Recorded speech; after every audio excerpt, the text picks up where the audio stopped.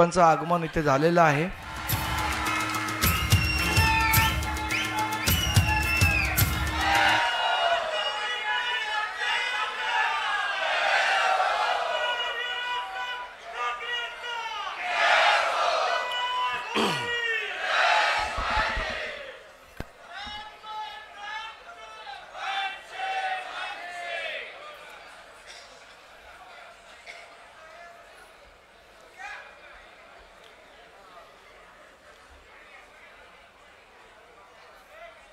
बाहेर जमलेल्या सर्व पदाधिकारी बांधवांनो आणि भगिनींनो, आता मी खाली आलो रंगशारदाला, रिकामा रिकामा वाटलं मला आणि मग माझ्या लक्षात आलं की आपण पत्रकारांना सगळ्यांना वरती बोलवलंय।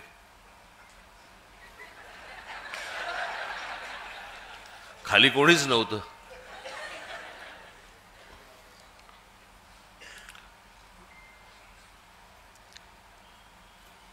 तेही आपलेच आहेत, पण मला कळत नाही। मी आज पण त्यांना विचारलं, मी माझ्या घराच्या बाहेर उभे असतात, रोज माझी गाडी बाहेर जाताना आणि गाडी परत घरामध्ये येताना सारखं शूट करतात। मी म्हटलं अरे रोज एकच गाडी शूट करून करून कंटाळा कसा येत नाही तुम्हाला?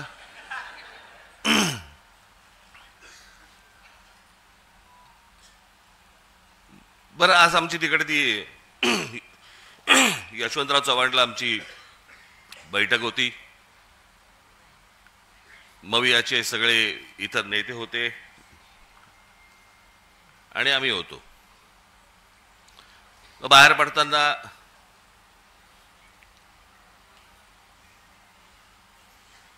मी आणि उद्धव बाहेर पडलो।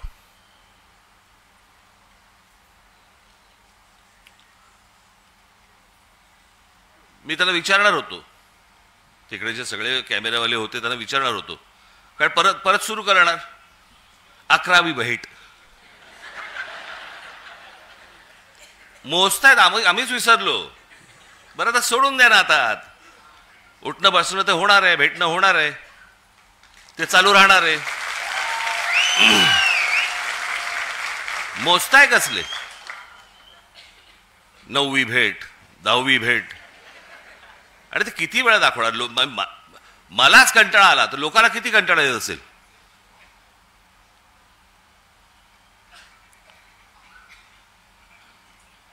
आज मी तुमच्या समोर जो आलोय, आजपर्यंत आपले अनेक कार्यक्रम झाले, अनेक शिबिरं झाली, मेळावे झाले, वर्धापन दिन होतात, काही वेळेला संगीताचे कार्यक्रम असतात, काही वेळेला नाटक आपण ठेवतो, नाटकं ठेवतो, काही वेळेला इतर काही सांस्कृतिक कार्यक्रम असतात, असे विविध कार्यक्रम असतात ना। आज म्हटलं तुम्हाला जरा वेगळं दाखवावं। आज तुमच्यासाठी मी जादूचे प्रयोग आणलेत।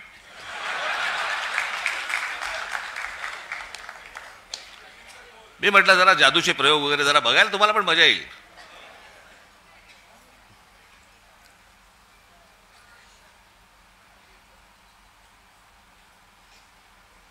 आता ज्याच्यासाठी म्हणून संपूर्ण देशभर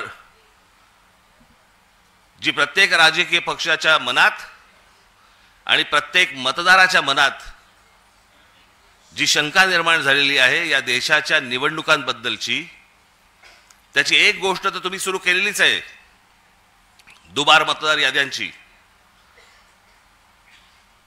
हे दुबार, 3 बार, 4 बार सगळं सुरूच आहेत, पण नुसतं तिकडे लक्ष ठेवून फक्त चालणार नाहीये तुम्हाला। जे मी 2017 पासून जे ओरडून ओरडून सांगतोय, त्यावेळेला मी जे बोलत होतो, आज जे बरोबर आहेत त्या राजकीय पक्षांनी गांभीर्याने घेतलं नाही। मी त्यावेळेला पण हेच सांगत होतो की मतदार याद्या आहेत, पण ही निवडणूक जी मशीन्स आहेत याच्याकडे तुम्हाला दुर्लक्ष करून चालणार नाही। आणि म्हणून मी आज तुमच्या समोर हे इलेक्ट्रॉनिक मशीन, हे तुमच्यासमोर आणले आणि त्याच्यामध्ये कशा प्रकारचा गोंधळ होतो आणि म्हणून ते सगळं सादर करणार आहेत. मी पहिलं नाव विसरलो, पटेल ना, अमित उपाध्याय, आणि दुसरे कोणतरी पटेल होते. अमित उपाध्याय ना तुम्ही, यक्षित पटेल. मी म्हटलं पटेल असेल तर बरं होईल, नंतर त्रास नाही होणार त्यांना. त्याच्यामुळे मी श्री उपाध्याय आणि पटेल यांना मी इथे व्यासपीठावरती यायला विनंती करतो. या आपण.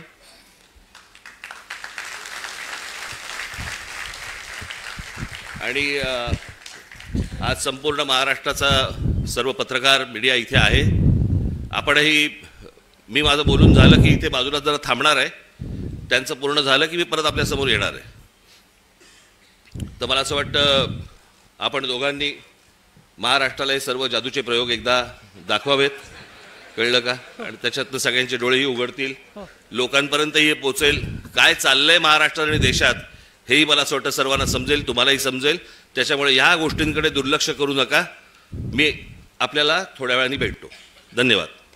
सुरू कर. आवाज येते? आवाज येते का? माझं नाव अमित उपाध्याय आणि मी EVM हटाव सेनातर्फे इकडे आमची बनवलेली डेमो EVM मशीन, ही EVM ही जी मशीन आहे ती आम्ही बनवलेली मशीन आहे, ही इलेक्शन कमिशनची मशीन नाही आहे. तर या डेमो मशीनमध्ये आम्ही इलेक्ट्रॉनिक आणि पेपर वोट दोघांची इकडे चोरी कशी होऊ शकते ते करून दाखवणार आहे. तर आम्ही हे कुठे क्लेम नाही करत आहे की अशी चोरी तिकडे झाली तशी झाली. आम्ही हे म्हणतोय का जर असा हा प्रोग्राम जे आम्ही याच्यामध्ये चोरीचा प्रोग्राम टाकला आहे, जर तो इलेक्शन कमिशनच्या मशीनमध्ये आहे तर तिकडे पण चोरी होऊ शकते. तर ही मशीन जी आहे ती राहुल चिमनभाई मेहता यांनी बनवलेली आहे आणि त्यांचा जो क्वालिफिकेशन आहे ते दिल्ली IIT पासून पासआउट सॉफ्टवेअर इंजिनियर आहेत आणि त्यानंतर जाऊन त्यांनी US मध्ये कम्प्युटर सायन्समध्ये मोठी डिग्री घेतली आहे.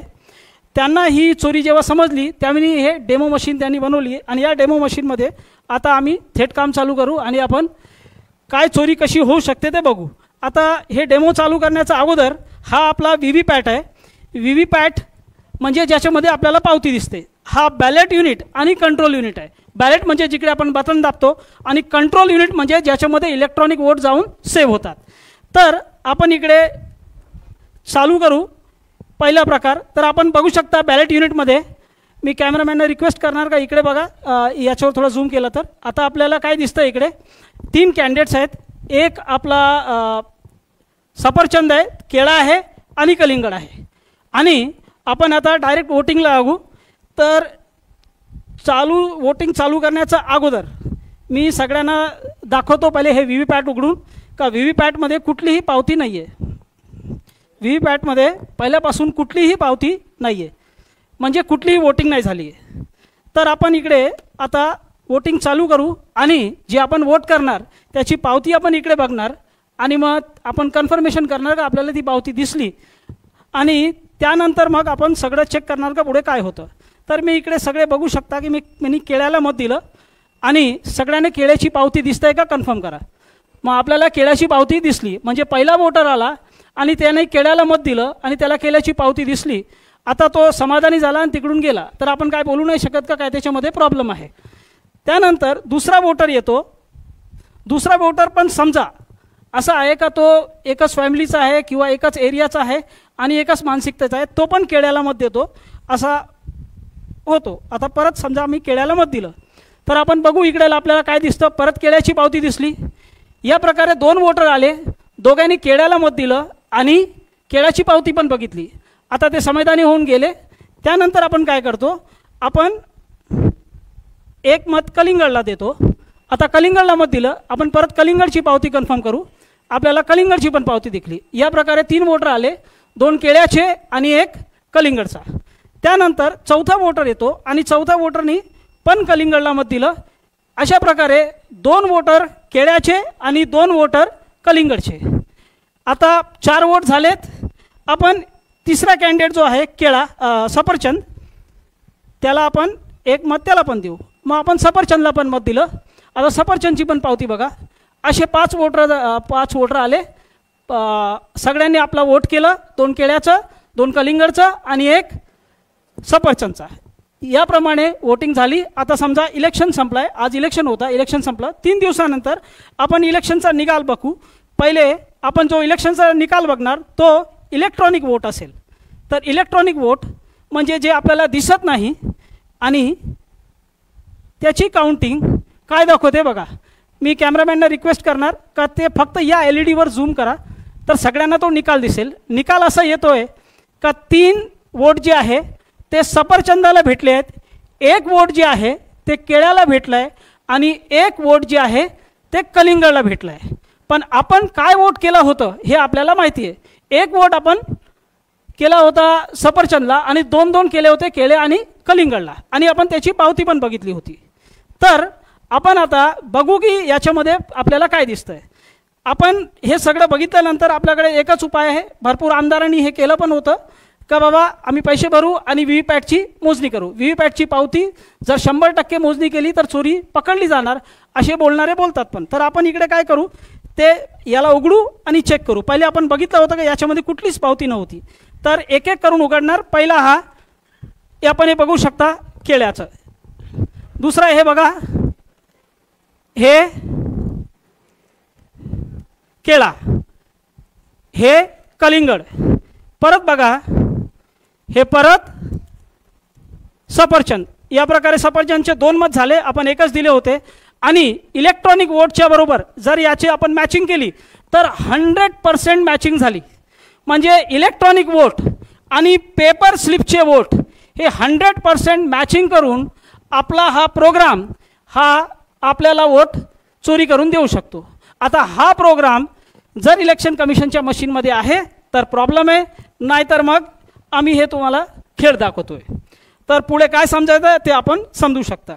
आता ही चोरी आपण बघितली. या चोरीला हॅकिंग नाही म्हणत, या चोरीला प्रोग्राम टाकून चोरी म्हणतात. जे आपण ऐकलंय ते हॅकिंग नाही आहे. हे हॅकिंग शिवाय कशी चोरी होऊ शकते ते आपण याच्यामध्ये बघितलं.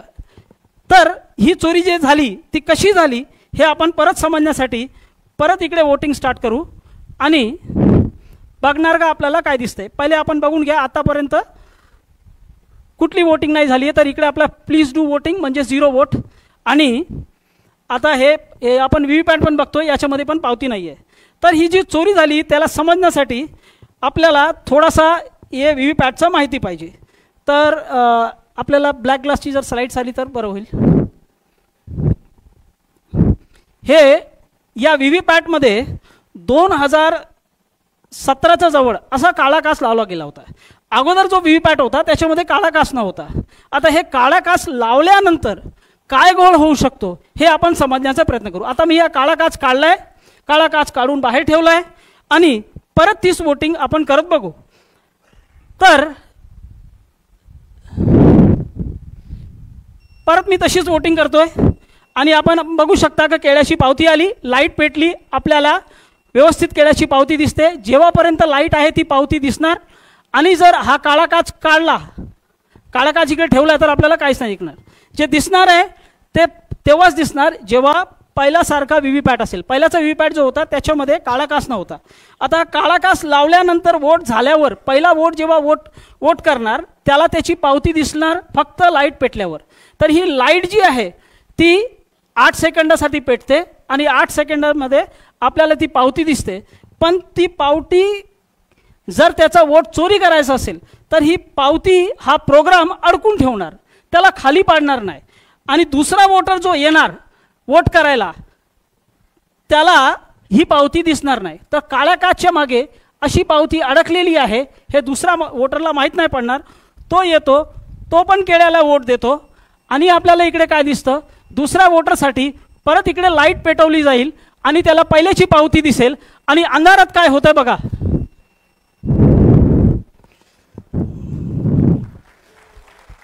अंधारात काय होत आहे का त्यांनी सफरचंद मारला. मग हा जो कॉम्बिनेशन आहे चोरीचा त्या कॉम्बिनेशनसाठी हा काळा काच पाहिजे. लाईटची अवधी पहिले 15 सेकंड होती, त्याला 2017च्या वेळी कधीतरी 8 सेकंड केली गेली आणि हा काळा काच लावला. आणि त्या 8 सेकंडमध्ये तुम्हाला जी पावती दिसते ती पहिल्याची पावती आहे, तुमच्या अगोदरची वोटरची पावती आहे का तुमची पावती आहे ते माहीत नाही पडणार जर या काळा काचचा उपयोग केला गेला आणि जर असा चोरीचा प्रोग्राम टाकला गेला आहे EVM मशीनमध्ये. तर आमच्या मशीनमध्ये असा चोरीचा प्रोग्राम टाकला गेला आहे. आता आपण हे परत एकदा करून बघू.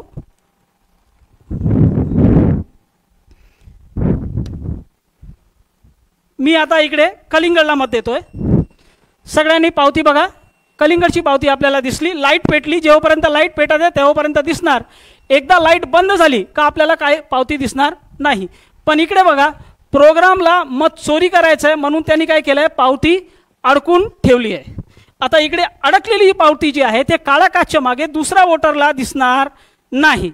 आता दुसरा वोटर येतो आणि समजा त्यांनी कलिंगडला मत केलं. आता कलिंगडला मत केल्यावर काय दिसतंय, त्याला पहिल्याची पावती दिसते. काळ्या काचच्या मागे व्यवस्थित पावती दिसेल. अंधार झाला. एकदा अंधार झाल्यावर बघा तो काय करतो.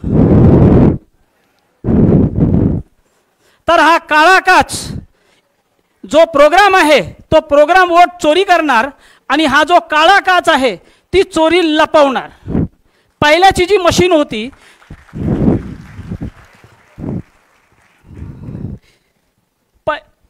पहिल्याची जी मशीन होती त्याच्यामध्ये हा काळा काच न होता आणि त्याला वापरला गेला होता.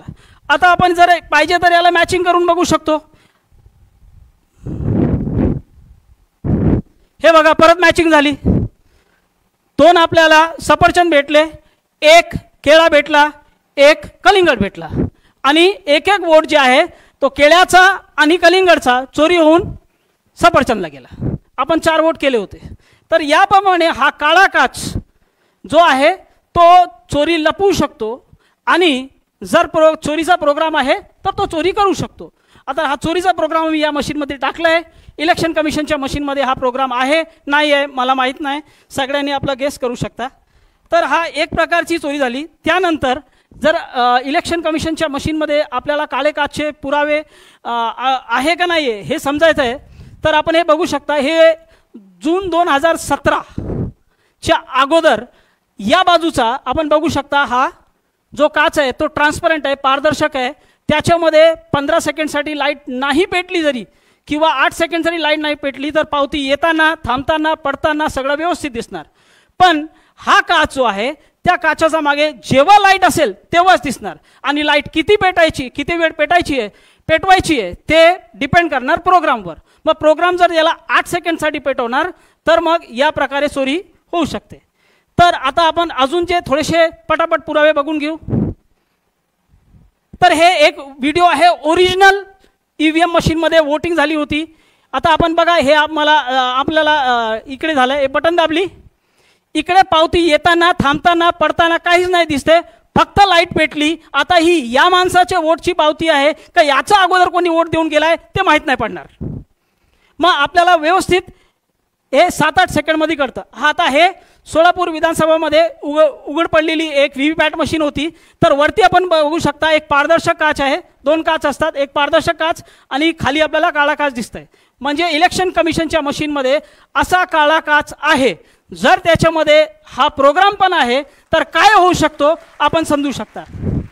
त्यानंतर आपण इकडे बघू शकता की हे 2024 लोकसभाच्या अगोदर अशी EVM मशीन मणिपूरमध्ये फोडली गेली होती. तर त्याच्यामध्ये आपल्याला दिसतंय का हा जो VVPATचा भाग आहे त्याच्यामध्ये काळा काच स्पष्ट दिसतोय. म्हणजे इलेक्शन कमिशनच्या मशीनमध्ये जो VVPAT आहे त्याच्यामध्ये हा काळा काच आहे. आणि हा काळा काच का ठेवला गेला आहे ते इलेक्शन कमिशनचं असं म्हणणं आहे का जो भाग आहे ज्याच्यामध्ये आपण जाऊन वोटिंग करतो तो कंपार्टमेंटचा भाग, त्याच्यामध्ये जाऊन कोणी असा पीप करून 8 सेकंडसाठी असं बघितलं तर त्याला दिसलं नाही पाहिजे की काय पावती आली, तुमचा वोट नाही मत पडलं पाहिजे. आता हे किती लॉजिकल आहे हे आपल्याला सगळ्यांनी त्याचा विचार करावा. Now we can go to demo 2. आता एक प्रकारे अजून चोरी होऊ शकते. समजा काळा काच याच्यामध्ये नाही, आता मी काळा काच काढून ठेवला आहे. आता आपण दुसऱ्या प्रकारे इकडे चोरी करून बघू.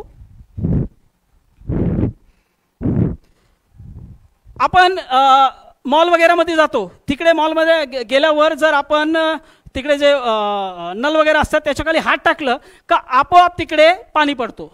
आता त्याच्यामध्ये लाईट सेन्सर लागले, जसं आपण हात टाकतो, हात टाकल्यावर आपोआप पाणी पडतो. कारण तिकडे जे लाईटचं मात्रा आहे जे त्याच्यावर पडते ती कमी होते. लाईटची तीव्रता कमी झाल्यावर व्यवस्थित पाणी जो आहे तो आपोआप पडू लागतो, कारण त्याच्यामध्ये लाईट सेन्सर, जसंच आपण हात काढतो आपोआप पाणी बंद होतो.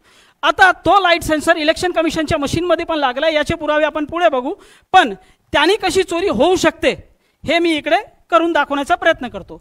तर आता इकडे समजा पहिला एक वोटर जो आहे तो येतो आणि इकडे उभा राहतो. तर हा वोटर आहे, याला वोटर समजा, आणि तो इकडे उभा राहून पहिला वोट करतो. आणि आपण बघा इकडे आपण वोट करू, केळ्याला वोट करू, काळा कास नाही आहे तरी कशी चोरी होऊ शकते. केळ्याला मत केलं आणि व्यवस्थित केळ्याची पावती आली, कारण वोटर तिकडे उभा आहे आपली पावती बघण्यासाठी. हा इकडे आम्ही इकडे लाईट सेन्सर लावला आहे, त्या लाईट सेन्सरचा समोर इकडे हा वोटर म्हणून उभा होता.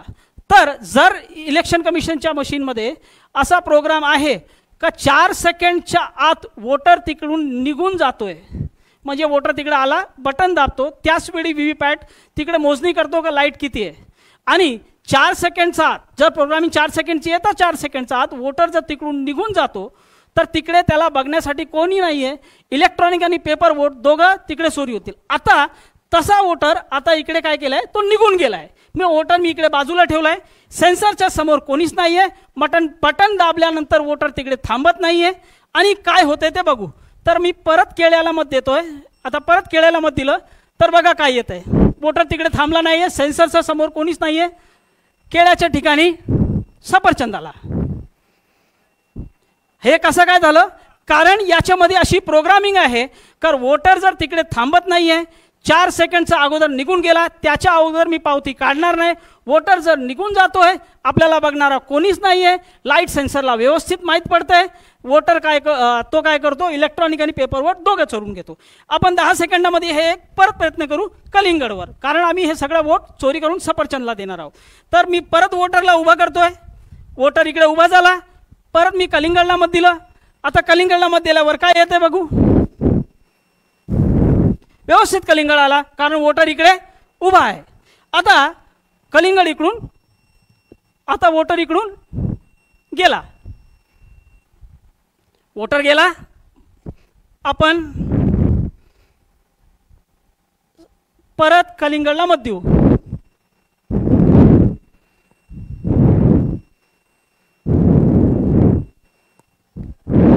सफरचंद.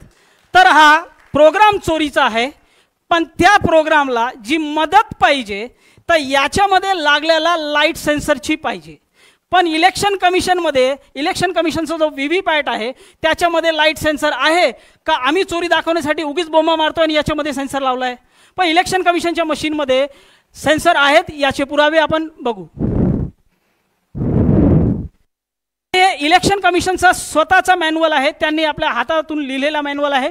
त्याच्यामध्ये हे जे रेड मार्क केलं, रेड बॉक्स बनवले, त्या रेड बॉक्समध्ये असं लिहिलं आहे का ट्रेनिंग देताना जे प्रशिक्षण घ्यायला येतात इलेक्शनच्या अगोदर सरकारी कर्मचारी, त्याशिवाय जे वोटर्स आहेत त्यांची पण ट्रेनिंग होते. हे सगळे करताना हा जो बॉक्स आहे, ही जो व्हीव्हीपॅट आहे त्याच्यावर लक्ष द्यायचं आहे का त्याच्यावर डायरेक्ट हॅलोजन लाईट किंवा सूर्याचा प्रकाश नाही पडला पाहिजे. जर तसा लाईट त्याच्यामध्ये पडला तर हा एरर मोडमध्ये जाऊन बंद होईल, असं याच्यामध्ये स्पष्ट लिहिलं आहे. तर एक निर्जीव वस्तूला कसं माहीत पडणार का बाबा माझ्यावर लाईट पडते, आपल्याला आपण जे आहेत आपल्याला माहीत पडू शकतो, आपण सजीव आहे, पण तो निर्जीव आहे. तर त्याच्यामध्ये लाईट सेन्सर लागला आहे, तेव्हाच त्याला माहीत पडणार का त्याच्यावर लाईट पडते, आणि त्याप्रमाणेच तो आपोआप एरर मोडमध्ये जाऊन बंद होईल, तो लाईटला घाबरतो. आता आपण अजून थोडेसे पुरावे बघू. हा इलेक्शन कमिशनचा जो मॅन्युअल होता त्याचे पुरावे घेतले. आता ही न्यूज आहे टाइम्स ऑफ इंडियाची, लाईट सेन्सिटिव्ह व्हीव्हीपॅट्स, म्हणजे लाईटला ते काय आहे, संवेदनशील आहे. आता लाईटला संवेदनशील कसा काय झाला बाबा व्हीव्हीपॅट, निर्जीव वस्तू, त्याच्यामध्ये काहीतरी तुम्ही असं टाकलं असेल, आणि जे टाकलेलं गोष्ट असते ती दुसरी काहीच नसून फक्त आपला लाईट सेन्सर आहे. तर लाईट सेन्सर त्याच्यामध्ये आहे, आणि लाईट सेन्सर जर आहे नाही ते तर नक्की एक आहे, पण जर चोरीचा प्रोग्राम पण त्याच्यासोबत आहे तर अशा प्रकारे ही चोरी होऊ शकते. हे 2 प्रकार झाले, त्याशिवाय अजून प्रकार शक्य आहे, पण त्याचा डेमो आम्ही दाखवू शकत नाही, आणि त्याचे जे हार्डवेअर जर त्याच्यामध्ये असतील तर अजून प्रकारे चोरी होऊ शकते. तर ते आपण आता काय त्याच्यावर बोलत नाही.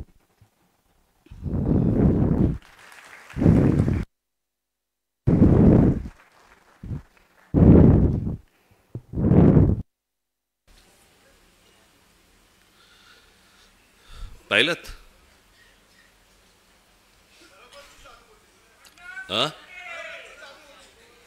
काय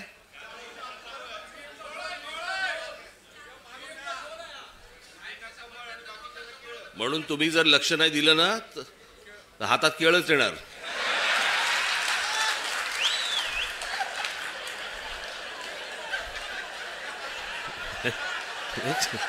एक सांगितलं तुम्हाला.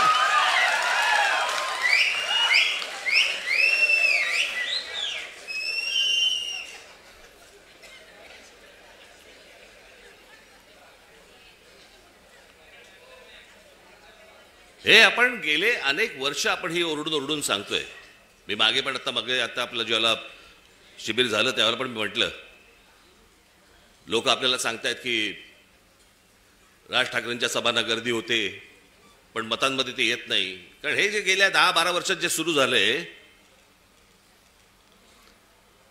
लोक आपल्याला मतदान करतायत,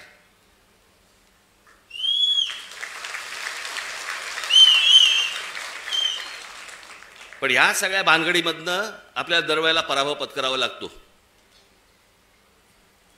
अनेकांना वाटेल की बाबा मी काहीतरी कारण देतोय. कारण काय द्यायची, अख्खा देश बोंबलतोय. आणि या सगळ्या प्रक्रियेमधनं मग सत्तेमध्ये यायचं आणि मग हवी तशी सत्ता राबवायची.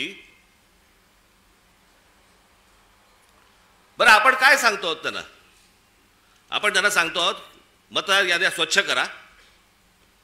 5 वर्ष निवडणुका झालेल्या नाही आहेत या महाराष्ट्रामध्ये स्थानिक स्वराज्य संस्थांच्या. मतदार याद्या स्वच्छ करा. अजून 1 वर्ष लागलं तरी चालेल, 1 वर्षाने निवडणुका घ्या, काय फरक पडतो? आणि उद्या मतदार याद्या ज्यावेळेला स्वच्छ होतील त्यावेळेला ज्याचा विजय होईल, ज्याचा पराभव होईल, आम्हाला मान्य आहे. उद्या आज जे सत्तेवरती आहे त्यांचा जर समजा विजय झाला, मतदार याद्या पूर्ण पारदर्शक झाल्यानंतर, आम्हाला मान्य आहे. पण ह्या सगळ्या गोष्टी सगळ्या लपवायच्या आणि लपवून लपवून लपवून लपवून त्याच्यातनं निवडणुका घ्यायच्या. मॅच तर फिक्स आहे भाई. ज्या वेळेला मॅच फिक्सिंग आपल्या क्रिकेटमध्ये ज्या वेळेला झालं त्यावेळेला अझरुद्दीन पासून सगळ्या लोकांना त्यावेळेला काढून टाकलं होतं. जडेजापासून काढलं होतं ना. इथे कोणालाच काढत नाहीत.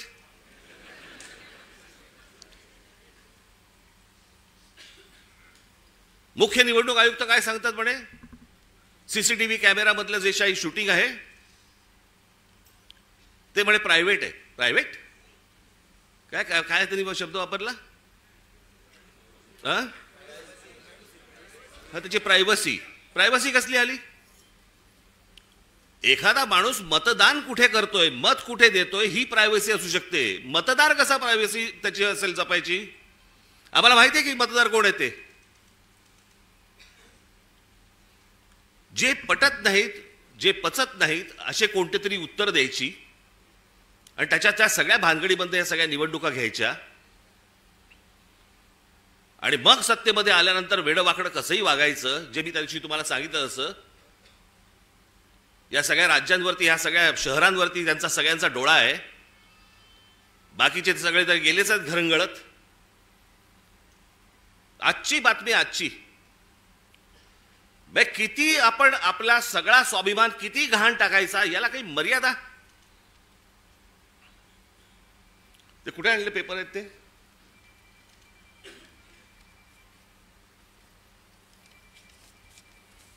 म्हणजे हा मनात ह्यांचा विचार येतो कसा? ही आजची टाइम्स ऑफ इंडियाची बातमी आहे, इंडियन एक्सप्रेसची बातमी आहे आणि मला असं वाटतं ती कुठचं दुसरा वर्तमानपत्र, दिव्य मराठी.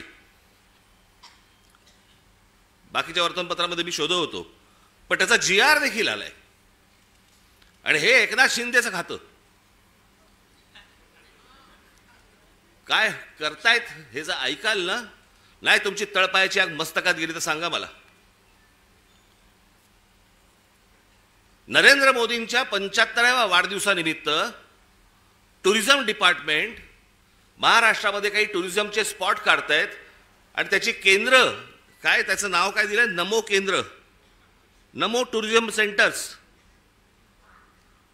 ही नमो टुरिझम सेंटर्स कुठे काढतायत? शिवनेरीवर, रायगडावर, राजगडावर, जिथे फक्त आमच्या महाराजांचं नाव असलं पाहिजे, इथे हे टुरिझमचे आता सेंटर्स काढायला निघालेत. मी आत्ता सांगतोय, सत्ता असो नसो, वर नाही, खाली नाही, आजूबाजूला नाही, कुठेही नाही,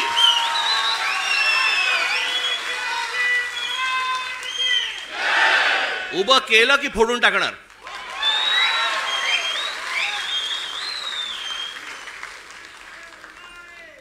मला स्वतःला मुख्यमंत्री करा म्हणून किती लाचारी करायची?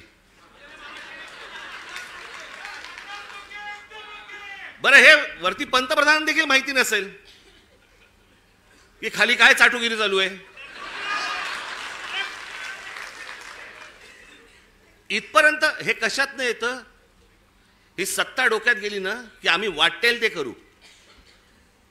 शिवाजी महाराजांचे गडकिल्ले असू देत, तर काही असू देत, मला मुख्यमंत्रीपद मिळालं पाहिजे, मला सत्ता मिळाली पाहिजे, मला जे समोर दिसेल ते मला मिळालं पाहिजे.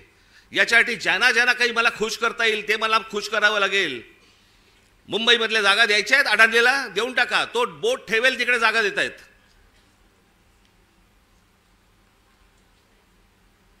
हे सगळं येतं सत्तेतून, सत्ता येते याच्यातून. म्हणून तुम्हाला बारीक लक्ष ठेवायला लागणार आहे.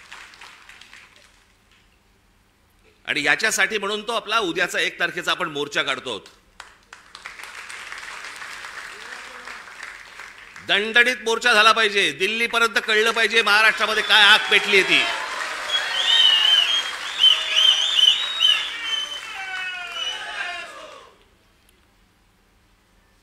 शिवाजी पार्क सारखी ती परिस्थिती नाहीये तिकडची. त्याच्यामुळे तिकडे बसेस किती तिकडे जाऊ शकतात वगैरे मला माहिती नाहीये. पण माझी तुम्हाला, माझ्या खास करून माझ्या महाराष्ट्र सैनिकांना, मी आज हे आमचे चॅनलचे सगळे बांधव भगिनी आले, त्यांच्या मार्फत मी माझ्या सर्व महाराष्ट्रातल्या सर्व मतदारांना, माझ्या महाराष्ट्र सैनिकांना, सर्वांना मी सांगतोय की या मोर्चात सामील व्हा. महाराष्ट्रामध्ये काय प्रकारचा राग आहे हा या मोर्चामधून तुम्ही दाखवा. तो व्यक्त करण्यासाठी म्हणून तुम्हाला तिकडे यावं लागेल, सर्वांना यावं लागेल. आज नोकरी होती, बॉसने नाही सांगितलं, बॉसला मारा.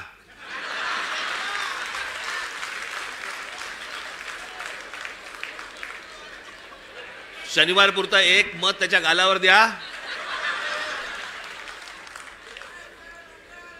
आणि मला असं वाटतं तुमचा बॉस पण मतदारच असेल, त्यालाही घेऊन या. पण हे जे चाललंय हे या महाराष्ट्रातल्या, या देशातल्या प्रामाणिक मतदाराचा अपमान सुरू आहे. तो मतदार उन्हातानामध्ये रांगेमध्ये उभा राहतोय, त्यांना ज्याला हवंय त्याला तो मतदान करतोय. पण येणारे जर समजा रिझल्ट समजा विचित्र लागणार असतील तर मला असं वाटतं की त्याच्या तो मताचा अपमान आहे. हे सगळं सुधारलं पाहिजे, हे सगळं नीट झालं पाहिजे. या देशातल्या निवडणुका पारदर्शक पद्धतीने झाल्या पाहिजेत. उद्या जय कोणाचा पराजय कोणाचा आहे ते निवडणुकीनंतर बघता येईल, पण निवडणुका तरी पारदर्शक झाल्या पाहिजेत. अहो, हे मशीन्स तर कुठेच नाहीत जगात. अमेरिकेसारख्या देशामध्ये, सगळ्या पुढारलेल्या देशांमध्ये आजही तिथे बॅलेट पेपरवरती सगळे मतदान होतात. 3-4 देश आहेत जिकडे वोटिंग मशीन वापरलं जातं, तेही कुठे? आफ्रिकेत. पण जेवढे म्हणून पुढारलेले देश या जगामध्ये आहेत त्या सगळ्या ठिकाणी बॅलेट पेपर वापरला जातो. बरं, हे मी एकटा नाही बोलत आहे, हे पंतप्रधान नरेंद्र मोदी देखील बोललेत. त्यांचाही एक व्हिडिओ माझ्याकडे आहे, माझ्याकडे खूप आहेत.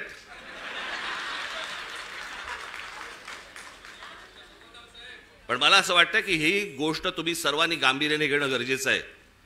परवाचा मोर्चा झाल्यानंतर तुम्हाला प्रत्येकाच्या यादी, आज सर्व इथे शाखाध्यक्ष आणि सगळेच मुंबईचे, ठाण्याचे, नवी मुंबईचे अनेक जण आलेले इथे, घराघरामध्ये जा, तुम्हाला चेहरे कळले पाहिजेत. आमचा गजानन कुठे गेला? काळे गजानन, हे आमच्या गजानन दे. काल एक गोष्ट शोधून काढली तिकडे. नवी मुंबई महानगरपालिकेचे आयुक्तांच्या बंगल्यावरती आयुक्ताच्या बंगल्यावरती 550 मतदारांची नोंदणी आहे. नवी मुंबई महानगरपालिकेच्या आयुक्ताच्या बंगल्यावर. तुझ्या इकडेच का काय? आता मला आठवत नाही, मला परवा दिवशी कुठेतरी एकाचा पत्ता सुलभ शौचालयाचा आहे. चला बसला असताना सही घेतली काय?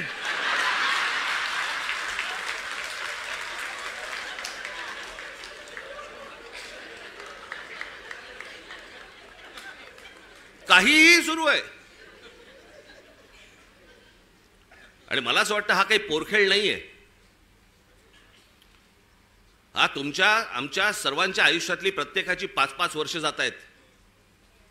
मी नेहमी सांगत आलो, माझा पुनर्जन्मावरती विश्वास नाहीये. या जन्मामध्ये ज्या काही गोष्टी आहेत तुमच्या, या महाराष्ट्राचं भलं झालं पाहिजे, या महाराष्ट्राचं काही चांगलं झालं पाहिजे, याच्यासाठी म्हणून मी स्वप्न पाहतोय, तुम्ही स्वप्न पाहतात.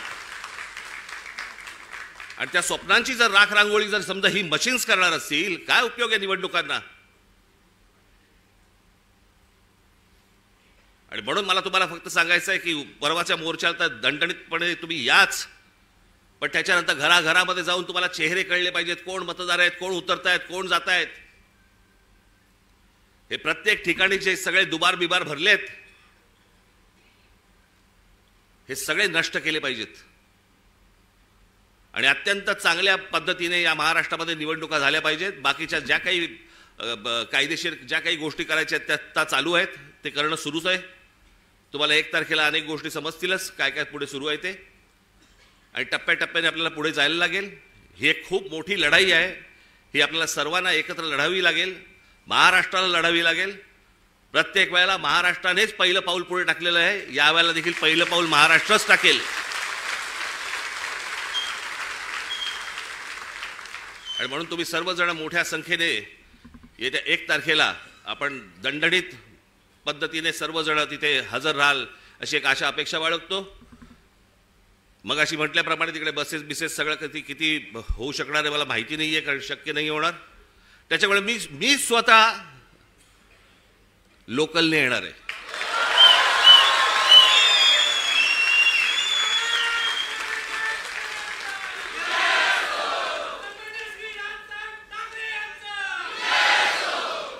मागे एकदा मी डोंबिवलीवरनं आलो होतो.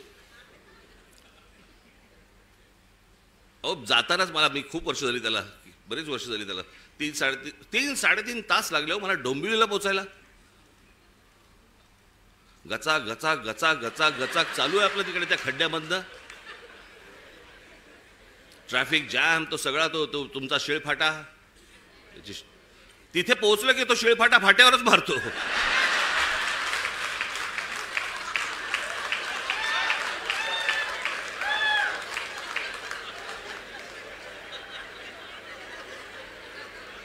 मग मी तिथनं येताना विचार केला, म्हटलं नाही आपण जरा ट्रेनने जाऊ आता परत. बाबा माझी काय परत आता तयारी इच्छा नाही. म्हटलं गेलो तिकडे. मग आमचे सगळे पत्रकार बांधव, एक गर्दी तिकडे.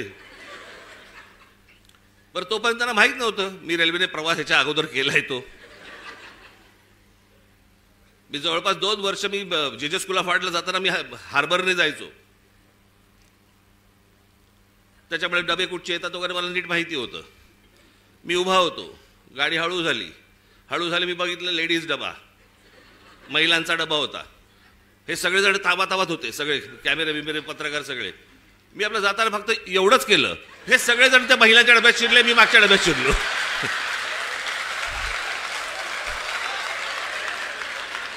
मी काहीच नाही केलं, मी फक्त एवढंच केलं जरा. हे सगळेजण त्या डब्यामध्ये शिरले, मी पुढच्या डब्यामध्ये. आणि मग त्या जाळ्या होत्या, जाळ्यांमधनं शूट करत बसले मला सगळे.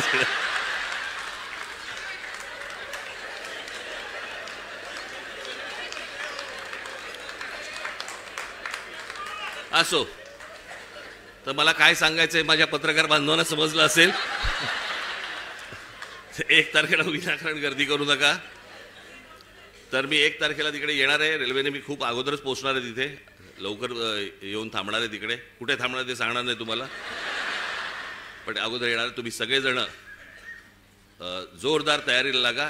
1 तारखेला तर या, पण त्याच्यानंतर प्रत्येकाला घराघरामध्ये जाऊन सर्व मतदारांना आपण भेटा, त्यांच्याशी बोला, मतदार यादीमधलं नाव सगळ्यांची चेक करा आणि मग जेव्हा कधी निवडणुका होतील, जेव्हा कधी काय होतील त्यावेळेला आपण निवडणुका लढू. तोपर्यंत आज जे पाहिलंय ते घराघरापर्यंत पोचवा. धन्यवाद. जय हिंद, जय महाराष्ट्र.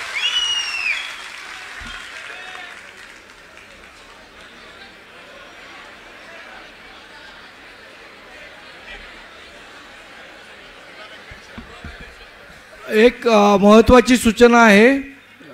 पुरुष विभाग अध्यक्ष तसंच तिन्ही उपशहर अध्यक्ष यांनी बाजूला येऊन थांबायचं आहे.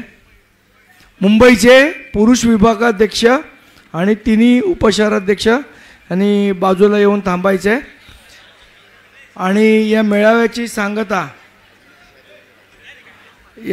सांगता आपण राष्ट्रगीताने करणार आहोत, तरी सगळ्यांनी थांबायचं आहे. अविनाश जाधव आणि राजूदादा पाटील यांनी सुद्धा आणि गजानन काळे यांनी सुद्धा येऊन थांबायचं आहे.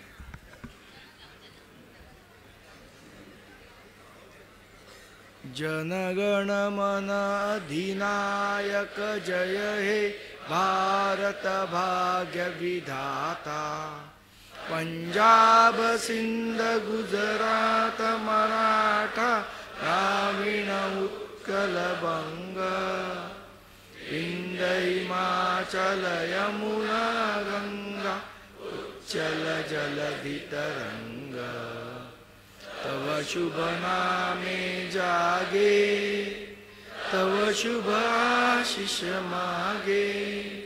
गाये तव जय गाथा, जनगण मंगलदायक जय हे भारत भाग्य विधाता. जय हे, जय हे, जय हे, जय जय जय जय हे. माता की जय.